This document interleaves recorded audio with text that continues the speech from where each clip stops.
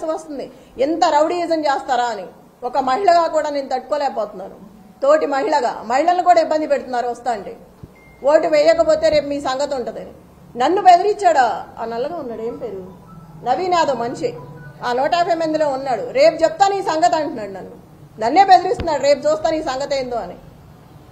ఇంత అరాచకమా?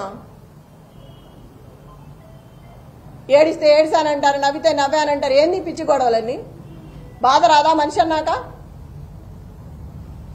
అడిగితే అడిగామంటున్నారు.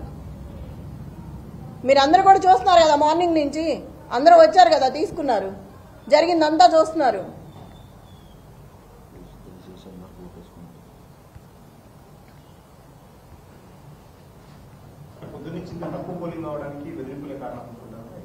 తప్పకుండా ఈ బెదిరింపుల వల్లే జనాలు బయటికి రావట్లేదు. రేపు ఇంటికి వచ్చి ఏం గొడవ చేస్తాడో, మమ్మల్ని బెదిరించి వెళ్ళాడు, ఇప్పుడే రావాలంటే భయంగా ఉంది బయటకు అని చెప్తున్నారు ఒక్కొక్కరు. నేను అక్కడికి కనపడిన మహిళలందరికీ చెప్తున్నాను భయపడొద్దని. ఎంతమందినని మనం చెప్తాం కదా, ఇంత రౌడీజాన్ని చూసి ఫస్ట్ టైం వాళ్ళు కూడా భయపడుతున్నారు. పిల్లలు ఉంటారు ఇళ్లలో, రేపు మేము ఇట్లా వచ్చామనుకో వాడు మమ్మల్ని ఏం చేస్తాడో, బయటకు వచ్చి మేము ఓటు కోసం వచ్చినా వద్దన్నా కూడా డబ్బులు పెట్టి వెళ్తున్నాడు ఇంట్లో. ఇప్పుడే పంచారు, 2 సందుల్లో పంచారు, పోలీసులు నుంచోనే ఉన్నారు, ఏం అంటలేదు. మేము వెళ్తే మమ్మల్ని వెళ్ళిపోమని గొడవ చేస్తున్నారు.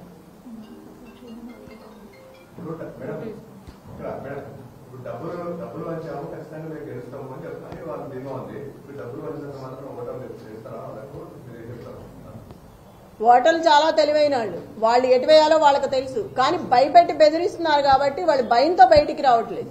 ఇక డబ్బుల సమస్య కాదు, బెదిరింపు, గోండాయిజం, రౌడీ రాజ్యం, ఇది దానికి భయపడుతున్నారు జనాలు. ఒక మహిళగా నన్ను బెదిరిస్తున్నారు. ప్రతి ఓటరు దయచేసి బయటకు వచ్చి ఓటు హక్కు వినియోగించుకోండి. ఎవరికి భయపడాల్సిన అవసరం లేదు. మీకు అండగా నేను ఉంటాను. ఏ ఆపద వచ్చినా నాకు ఫోన్ చేయండి, మీ దగ్గరకు వచ్చి నేను నిలబడతాను. నేను మీకు అండగా ఉంటాను, పార్టీ అండగా ఉంటుంది.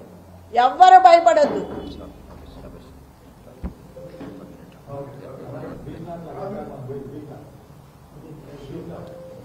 అయ్యి చాలా